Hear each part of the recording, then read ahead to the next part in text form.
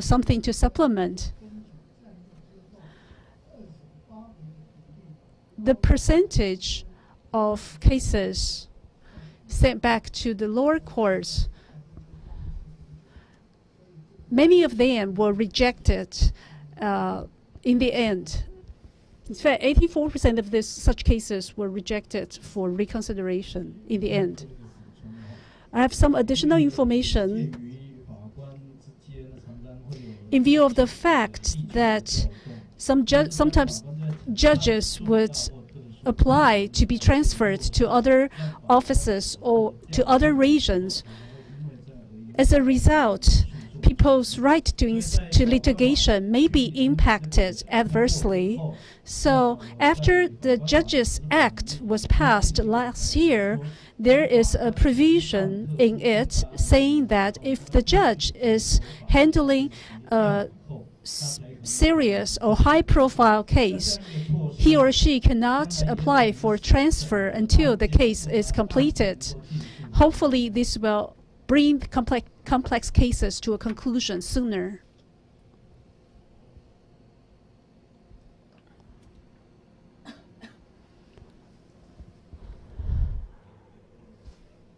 I have just one question still in relation to Article 9, and then we come to Article 14. That is question 43.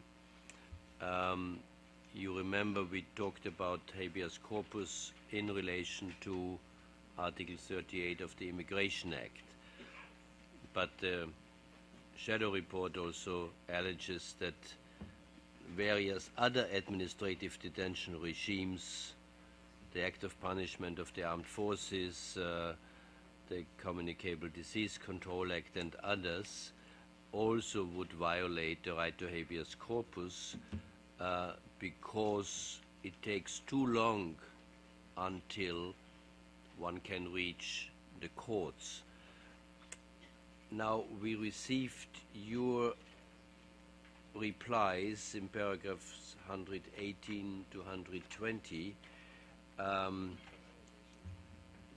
Partly the administrative detention is only fairly short, 72 hours, etc., but I'm not completely clear on all the different instances. So are there still administrative detention regimes that would not really comply with the Article 9.4, also the habeas corpus requirements? If you could be somewhat more explicit, I would be. It might also perhaps be in writing later, but perhaps we could have a first reaction now. 我想针对这个问题 The Ministry of the Interior would like to provide some explanation.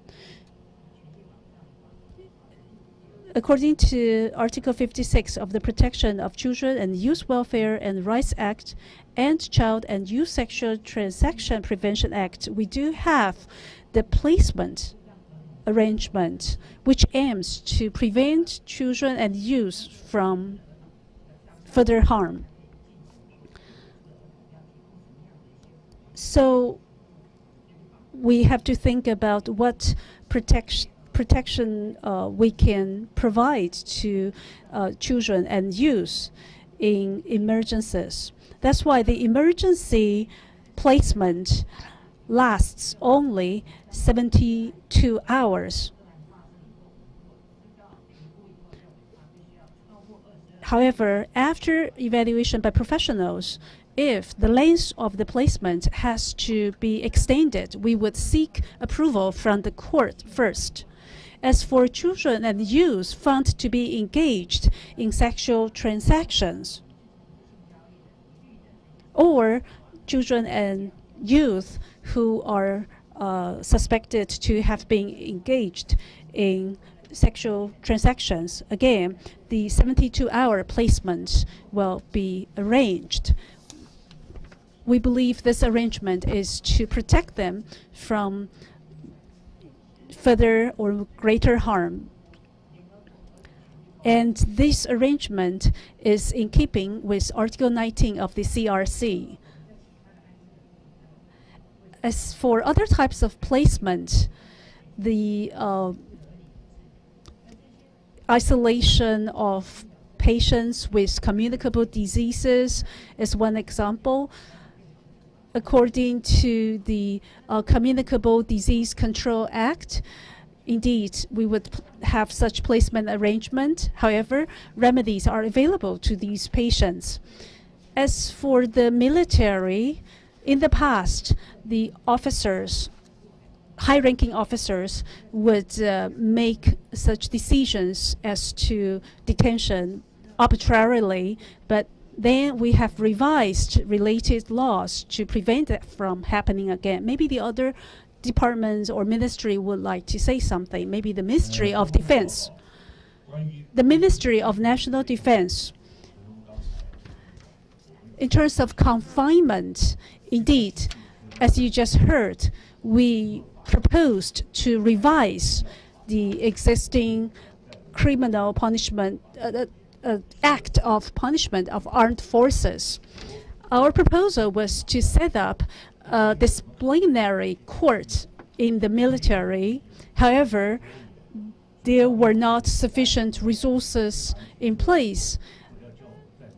The Legislative Yuan asked us to revise the proposal. Starting this year, we no longer have compulsory military services requirement. Therefore, the young people may come to serve in the military for only, say, 4 months. In this case, I think we have to make corresponding changes to the act of punishment of armed forces too. Therefore, we're going to propose more amendments to the Legislative Yuan for review. Thank you very much. My question perhaps is primarily, so it's both on the communicable diseases and also military. What is the period of administrative detention and when can you apply to a court?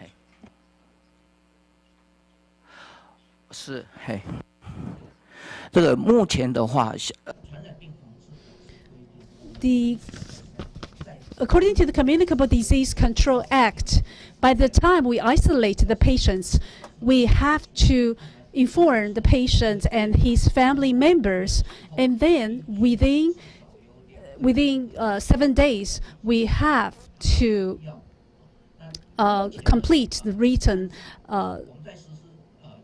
procedures. When the patient is being isolated for treatment, we would inform him or her and the family members about the treatment, what treatment they are going to have. Right now, we are also working with the MOJ and the Judicial Yuan to see maybe within a specific time limit, we will consult the patients again to see if they have any objection to the isolation.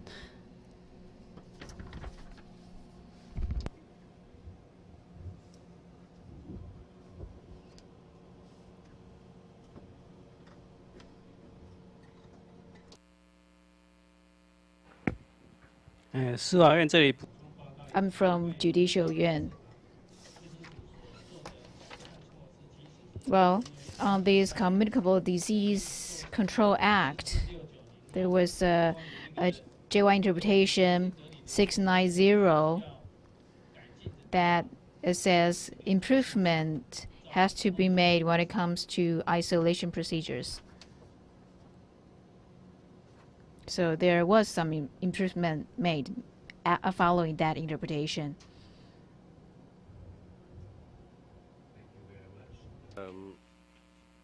I think the main point is, of course, all these reasons for deprivation of liberty are not in dispute, particularly under the Communicable Disease Act. The only requirement under Article 9 is that it should not be just administrative detention. Of course, the first decision must be made by an administrative authority, a health authority or the military, but then the person deprived of liberty should have the right, and as it says, to take proceedings before a court in order that that court may decide without delay. This is, of course, subject to some interpretation, but the Human Rights Committee has been fairly strict in its interpretation that this is not months or weeks, it's only a few days. So you must have a right that an independent court decides quickly whether or not this detention is justified.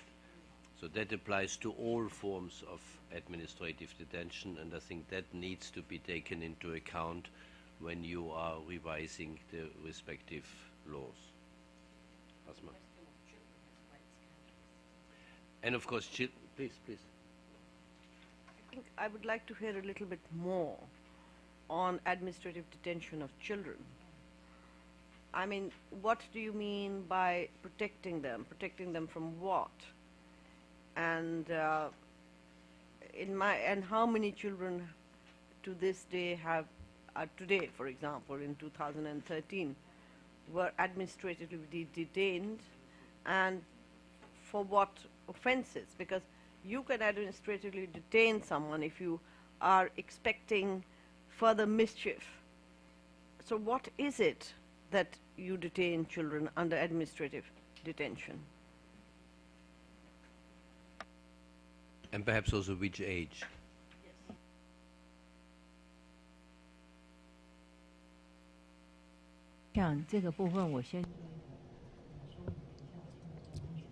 Allow me to explain first, and then I will ask another delegate to respond as well. I think the placement procedure is, the goal of that is to isolate this child from dangerous environments or dangerous factors. So we don't call it detention.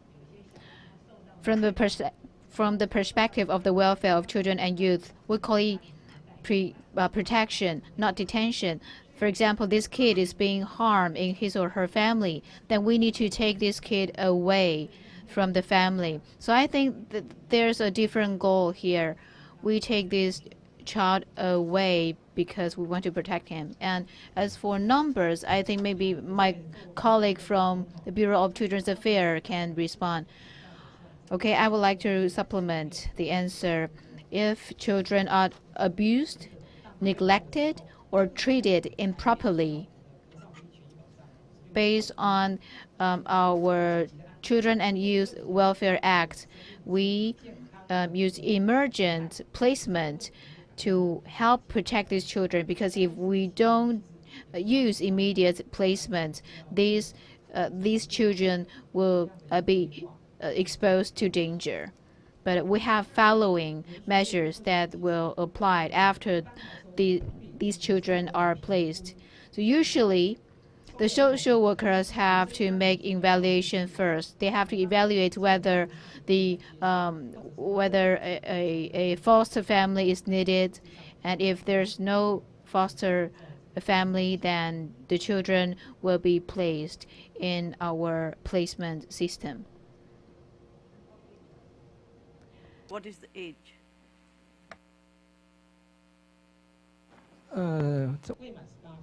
Under 18. And there are different percentage of children at different years of age, but they're all under 18.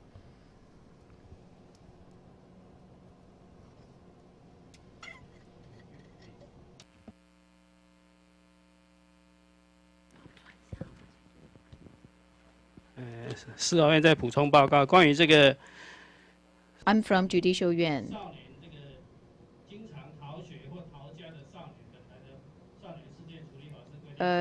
There are students who repeatedly skip schools, and based on the J1 interpretation 664, it was stipulates that if we place these type of students, it was unconstitutional.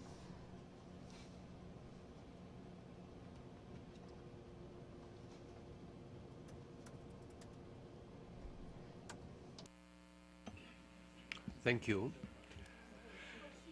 Yeah, this brings us.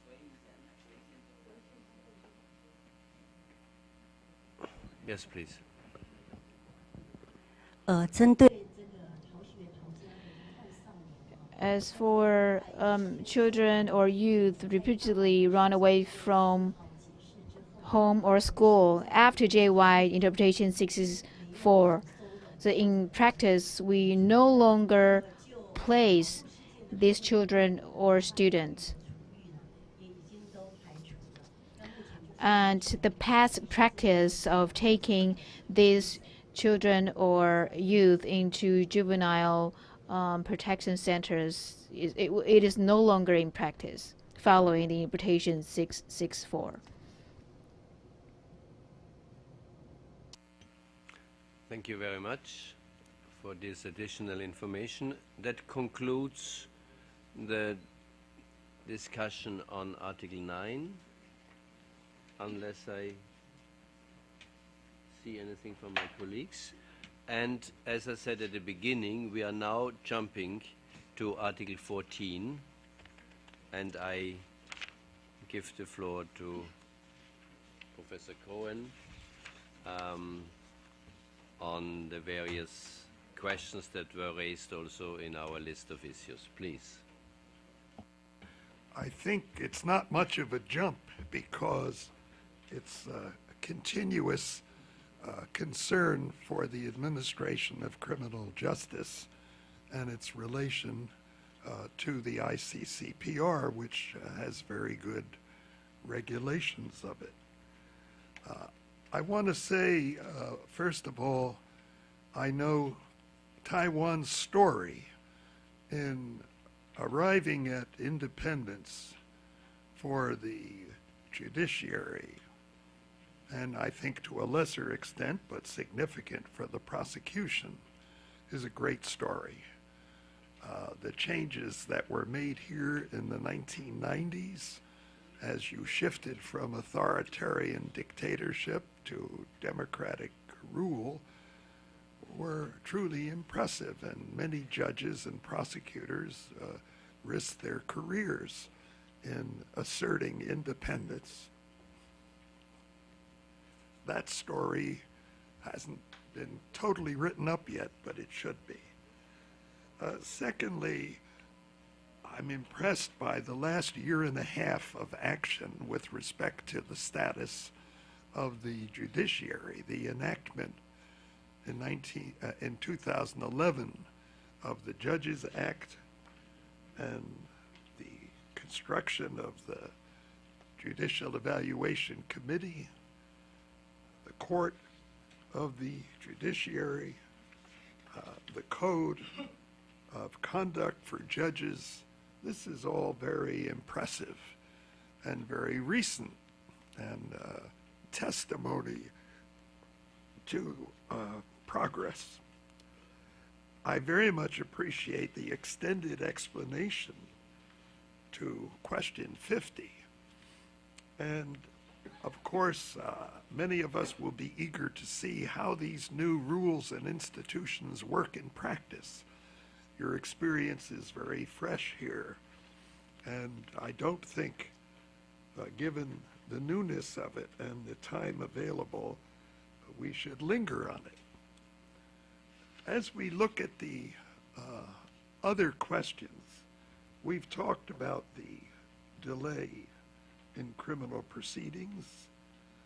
You've helped us understand the breadth of the Speedy Trial Act, which, as you point out, relates not only to the highest reaches of your judicial system, but also the lower areas. And it would be good to hear something about the checks on prosecution. Are there any good ideas percolating for trying to avoid the number of cases we see where prosecutions have been brought at great length and harm to people and then resulted in no convictions. Is there a way that you see to improve on that within your system? And maybe that would be my first question I'd like you to respond to. Thank you. Who would like to respond?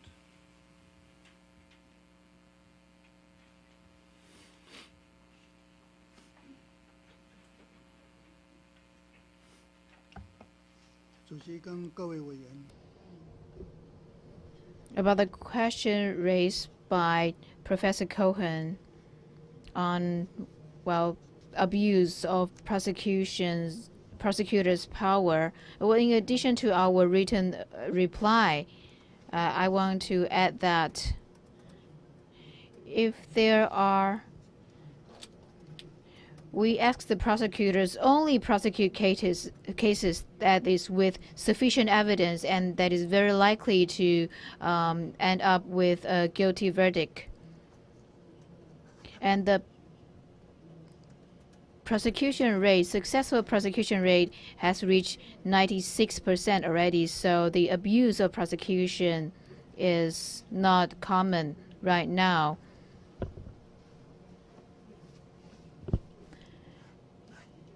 And prosecutors do not unilaterally launch appeals if he or she receives a non-guilty verdict. But in this, what we work on this through an internal review system. For example, the indictment, the written indictment has to be submitted to the chief prosecutor to review.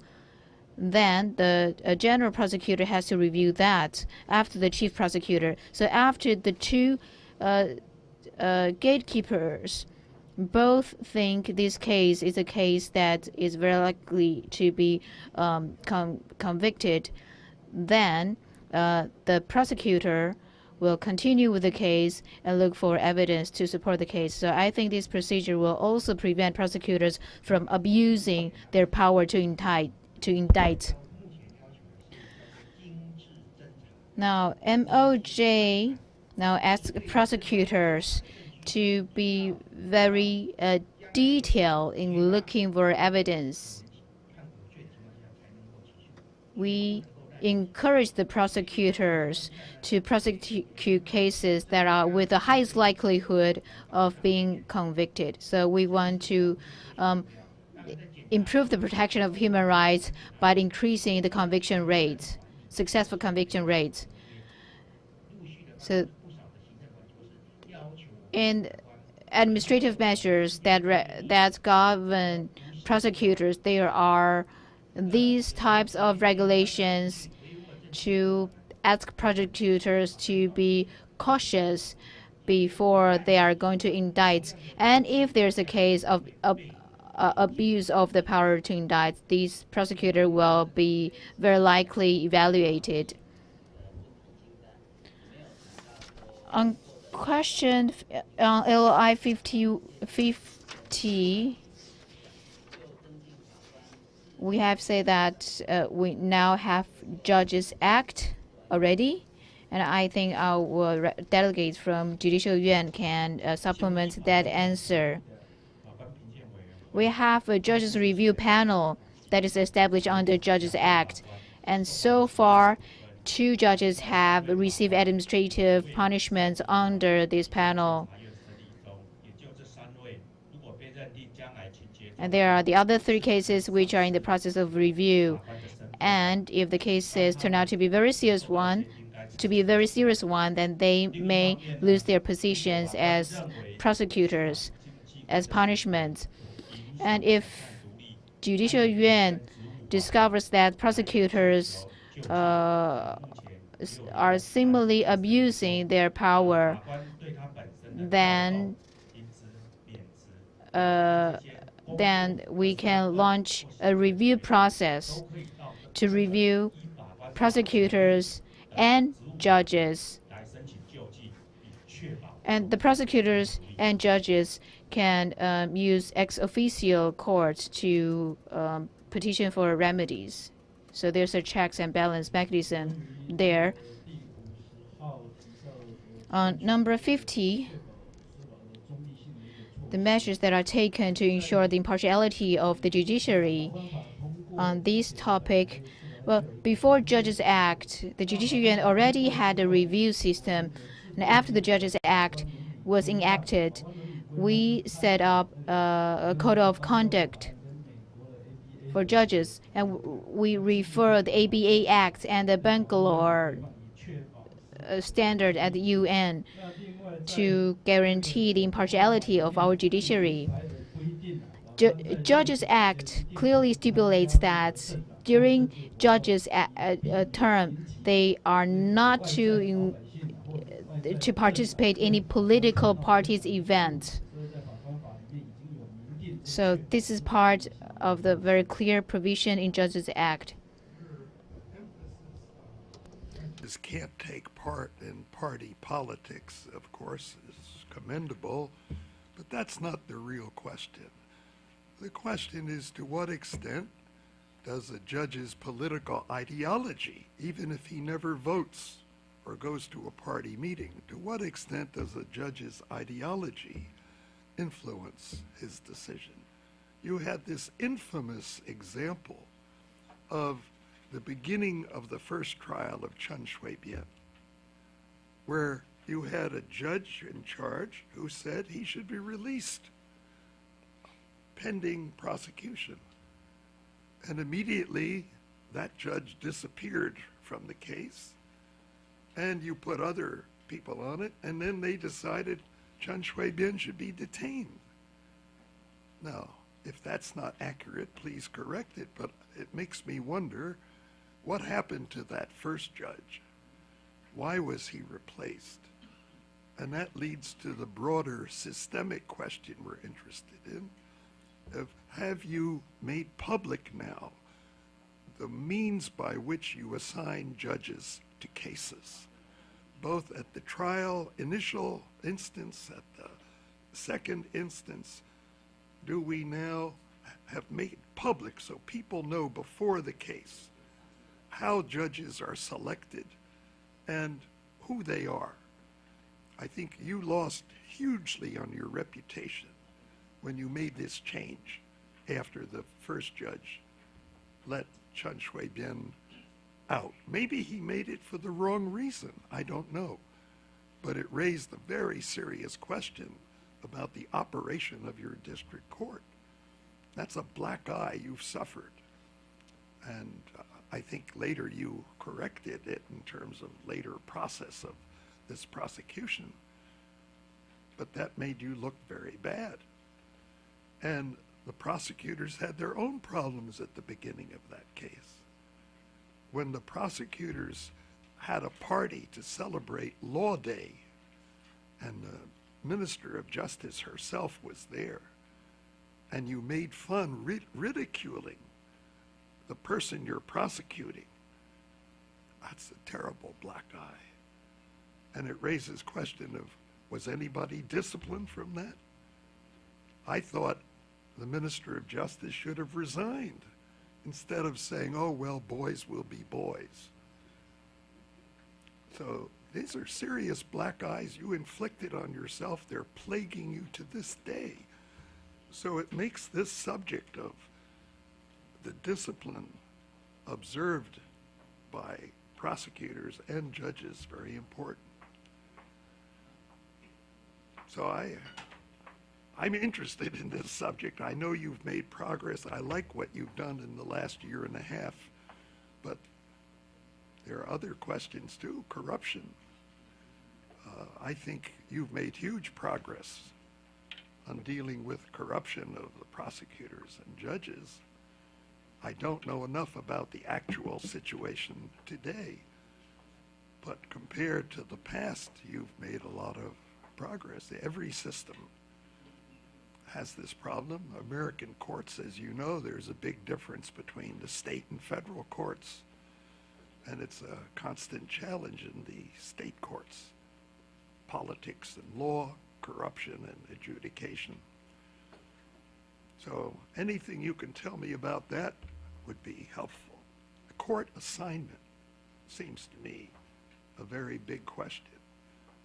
Will you publish the rules for how judges are assigned to cases so that the public knows that in advance? It's not just an internal court process.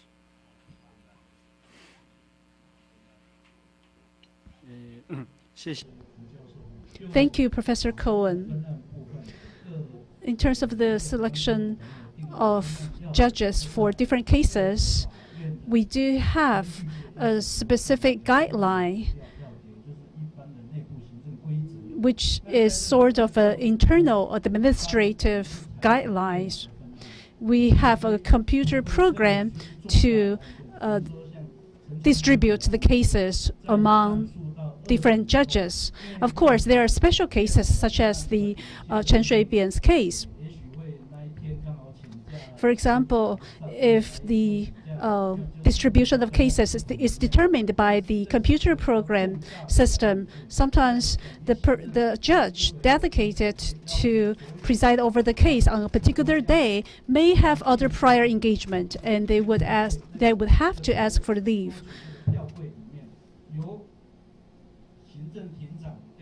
So in that case, the president of the administrative court will then draw a lot to decide the substitute judge. For ordinary cases, we rely on the guidelines for distributing cases among the judges. So the computer system will randomly assign cases to judges. However, if this is a specialized case or a sensitive case, then these may be a different approach. That's the problem. A, your internal rules are apparently not public. If you want to inspire confidence in the independence and impartiality of the judiciary, it must be transparent. Secondly, the transparency must make clear how do you handle sensitive cases, because that immediately raises suspicion. You have a highly fractured political community that immediately is very suspicious of everything. And you have to build in a way to develop further public confidence so people think whatever your political sentiments of the defendant or of the judges, there will be a fair trial. And that starts with selection. So I hope at every court level you will make it public that you have rules, and these are impartial rules. These are not rules that leave it to the discretion of the chief judge to pick a judge he thinks will make the right decision, whether you're talking about release during trial, before trial, or whether you're talking about decision making.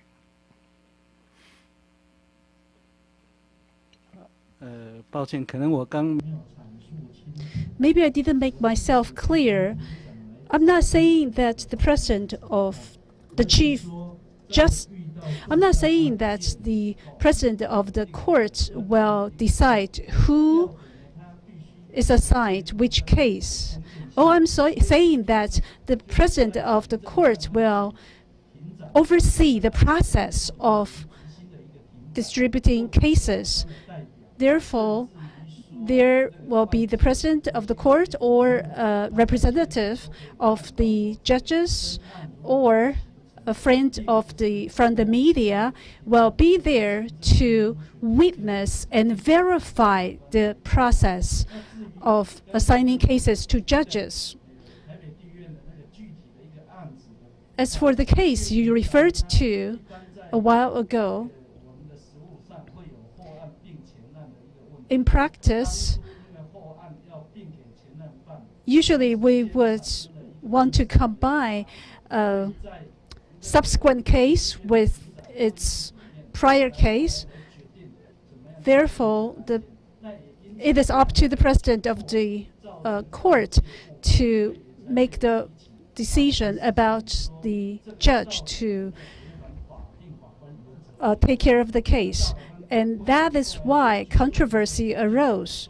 However, a final decision is made that these internal guidelines are constitutional. So when it comes to the guidelines, we will try to make sure they live up to the expectations of the society. Question of a general nature, but it comes up all the time, is the relation of police, prosecutors, and occasionally courts to the media. In a democratic society, of course, we like to think public officials have an obligation to inform the media of what they're doing. That's part of democracy, so you have an informed public.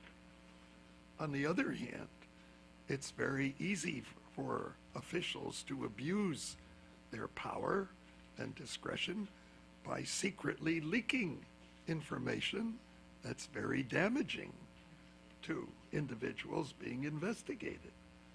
And that builds up public pressure that judges can themselves feel.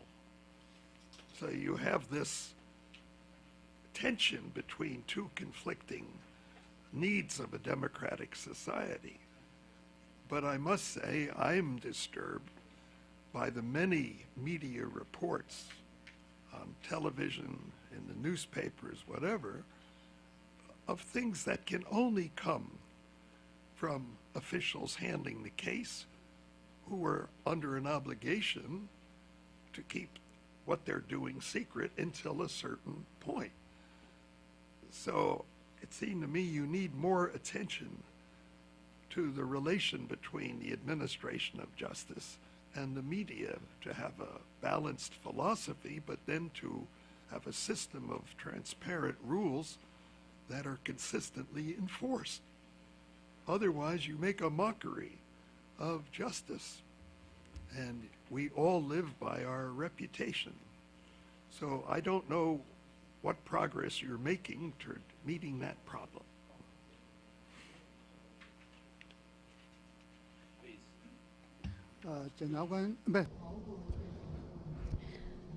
I speak for the MOJ.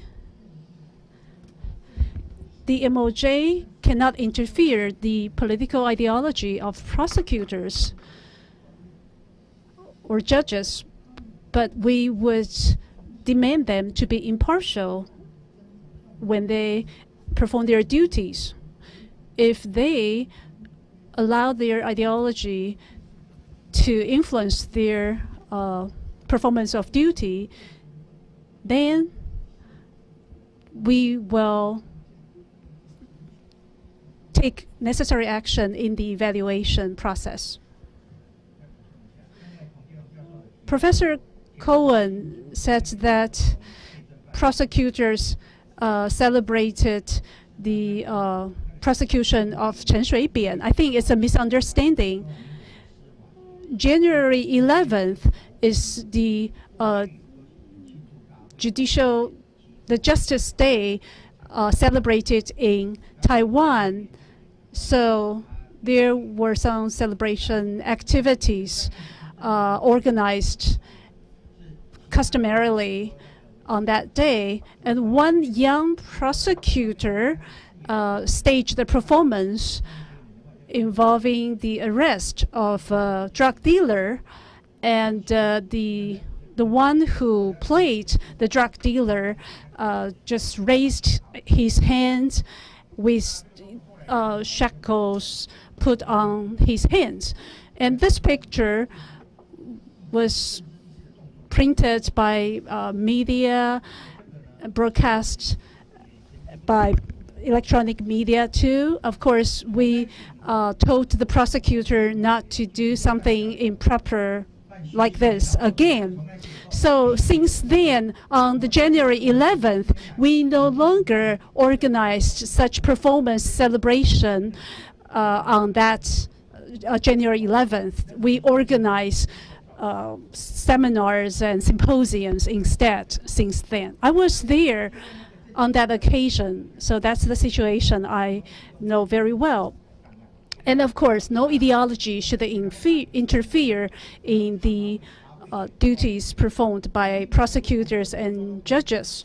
In fact, both political parties, blue or green, accuse us or criticize us for being biased in prosecuting or indicting people. However, we do have specific regulations, guidelines in this regard. Whether or not there are cases where officials leaked confidential information to the media, we actually are watching closely to prevent such incidents from happening again. There are a couple of such cases in the past. We are working to prevent that from happening again. Thank you. Very innocent and incomplete recollection of the celebration. And I'm not sure my colleagues understand the symbolism of a prosecutor holding up his hands with handcuffs, just the way their defendant, former President Chun, did as he was taken off to detention. The symbolism that everybody at the party caught on to. And what I was waiting for was for the Minister of Justice or the President of Taiwan to make a statement making it clear that they repudiate that kind of misbehavior. And I didn't see such a statement. And it harmed the reputation of what you people are working so hard to do. I have only one more question. I know our time. I think we've covered pretty well each one of these questions, either earlier or now. The one I want to ask about now is the need for detained people who cannot afford counsel at the time they are detained and during the investigation to get assistance. Right now, there's a very limited right to assistance, as I understand it. If you can't afford a lawyer, it's hard to get one at the time when the judge considers should you be detained or not pending investigation. If you don't have a lawyer then, you're not in good shape. And again, you have a tension. On the one hand, you want a prompt hearing before a judge so a person isn't delayed too long in detention before a decision is made. On the other hand, if the person has no opportunity to talk with a lawyer, and if the lawyer isn't told by the prosecution what the basis of the charge is, it's hard to have a meaningful defense to persuade the judge, no, don't detain this person. So I think you have to give further consideration to some system for making available counsel to people who are just arrested before the judge makes a decision on what's going to happen to them in detention or not. And during investigation, if you don't give the defense lawyer that somebody may already have then access to the case files, how can they help during the investigation? This is the biggest problem in China. The defense lawyer has very few opportunities to know what the charge is, to make an investigation, to do anything before indictment. And you people are different.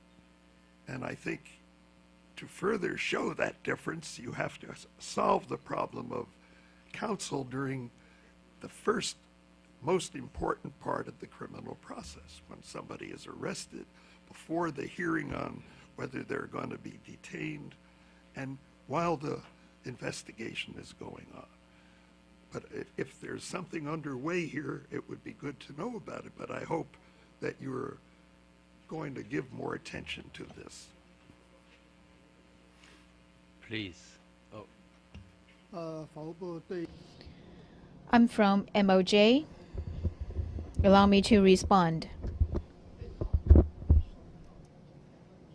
When the defendant is transferred to the prosecutor, and the prosecutor during the interrogation will notify this defendant as to what charge is and read this person's Miranda rights, and he or she will also tell the defendant that you have the right to lawyer. So at this time, the prosecutor will ask this defendant whether you want to hire a lawyer. And if the defendant wants to hire a lawyer, then we will call legal aid agencies, or we assign a public defender to this defendant.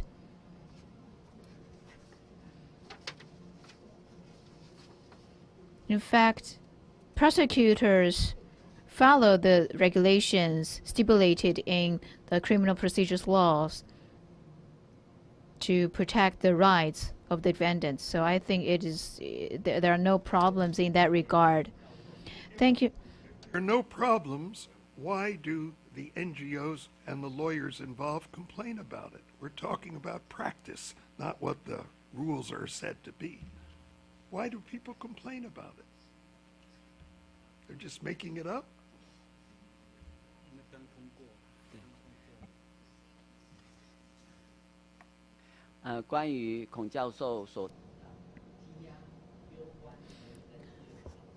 Well, we agree that detention is very much related to the rights of habeas corpus.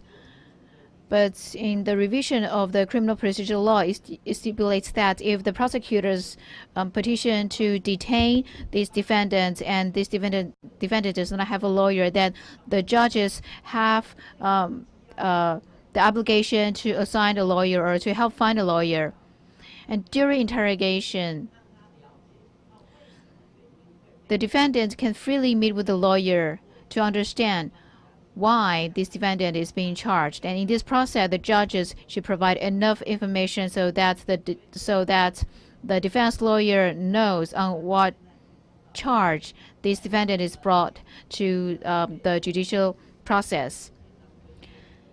And in a meeting in last year, December, the revision has created some consensus already, and we think in the next legislative session, the revision will be completed, and therefore will be able to better protect the rights of the defendant.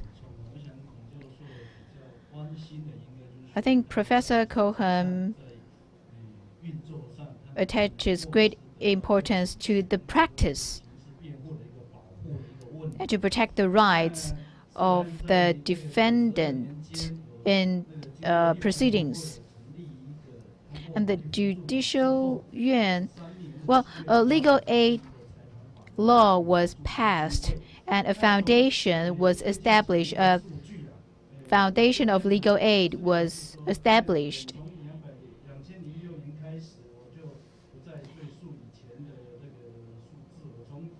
And the numbers that I have are from 2001. From 2001, well, in 2001, there are 16,000 people who asked for legal aid. This is the total number of criminal cases, and about 10,000 people were allowed to access this legal aid. So the granting rate is 64%. This is the number of 2001. And in 2010, the applicant is also at about 16%, and the people who were granted the aid was about 10,000. So the rate is pretty much the same. And last year, the number of applicants was about 16,000, and the people who actually got the grants were more than 10,000. So the granting rates of legal aid was 66% last year. So this shows what we do to help protect the rights of the defendant. What happens to those who don't get legal aid? 那没有得到法律辅助的，Get their own lawyer. Does the court nevertheless get them a lawyer? It was said in every case the court takes care of this. I don't know what happens, in fact.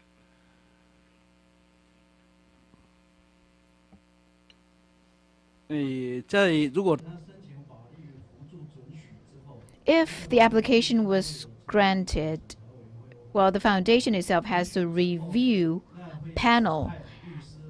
After the application was accepted, then the foundation will assign a lawyer. For those who were not granted legal aid from the foundation, I think in Article 31 in our criminal procedure law, if the chief in the courts thinks a lawyer is needed to defend these defendants, then the judges can assign a public defender to help defend the defendant. This is a stipulation in our criminal procedure law. Not necessarily true. In every case, there will be a lawyer at this time. You're telling me it's up to the exercise of the judge's discretion.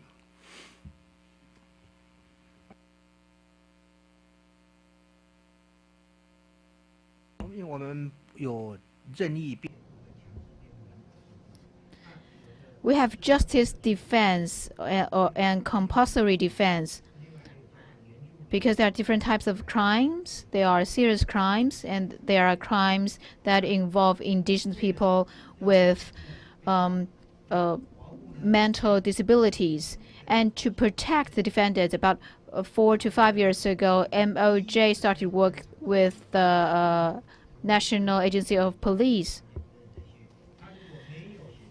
In some cases, even though it might not be a compulsory defense case, we still help find a lawyer for the first interrogation session for the defender, and then the defendant can choose whether or not he or she want to continue to have a lawyer to accompany him or her in following procedures. So we work with the Foundation of Legal Aid and the private sector to assign some lawyers for this type of defendant. Our discussion on Article 14, I should say many thanks to all those who were speaking for the discipline, so that we managed actually to conduct quite many highly sensitive, highly difficult issues during these morning sessions. I found it an extremely interesting exchange of views of so many issues related to the criminal justice system and other issues. I wish to also thank the interpreter very much because they've worked now 10 minutes overtime without a break. Thank you very much for that. And I should also say that we unfortunately have to say farewell to Professor Cohen, who has a very good reason for not being longer with us because he's receiving a very important award, and we congratulate you to this award. Thanks for having been with us until now. He will still work on the concluding observations in relation to Article 14 before he leaves. Thank you very much. Enjoy your lunch, and we continue at 2:30. I am satisfied with the responses to Article 11. So if there are no other questions, we could start then with 12:13 and then continue with 17 and the following. Thank you very much. See you at 2:30. Thank you.